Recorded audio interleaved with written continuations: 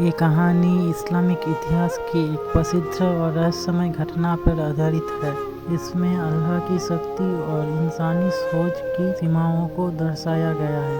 अरब के एक गांव में एक साधारण सा व्यक्ति आया। उसकी वेशभूषा साधारण थी, लेकिन उसके आंखों में गहराई और चेहरे पर एक अजीब सा नूर था। वो गांव के मस्जिद में जाकर नमाज पढ़ने लगा।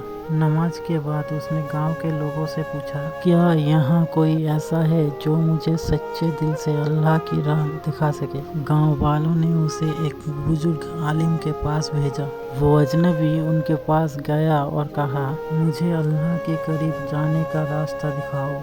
आलिम मुस्कुराते हुए कहा, अल्लाह के करीब जाने का रास्ता तो इबादत, नेक काम और सब्र है, लेकिन ये सफर आसान नहीं। क्या तुम इसके लिए तैयार हो? अजनबी ने कहा, मैं सब कुछ त्यागने को तैयार हूँ, बस मुझे सच्चाई का मार्ग दिखाइए। बुजुर्ग ने उसे एक पर्वत की ओर इशारा करते हुए कहा, उस पहाड़ के पीछे एक रहस्यमयी दरवाजा है।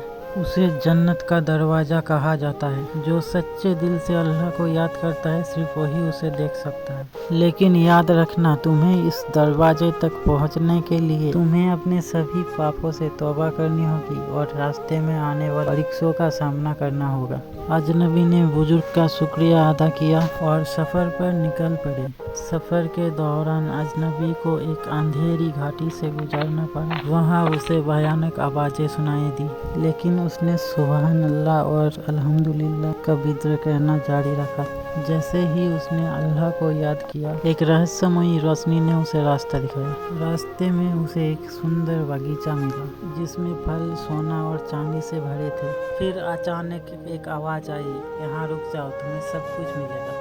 लेकिन अजनबी ने अल्लाह पर भरोसा करते हुए कहा, मेरा मकसद जन्नत का दरवाजा है, दौलत नहीं, और आगे बढ़ गया। कई दिनों के यात्रा और कठिनाइयों का सामना करने के बाद वो उस स्थान पर पहुंचा जहां जन्नत का दरवाजा बताया गया था। उसने देखा दरवाजा उसकी आंखों के सामने प्रकट हो गया, लेकिन जैसे ही उसने दरवाजा खोलने की कोशिश की तो एक आवाज आई, क्या तुम वाकई में तैयार हो?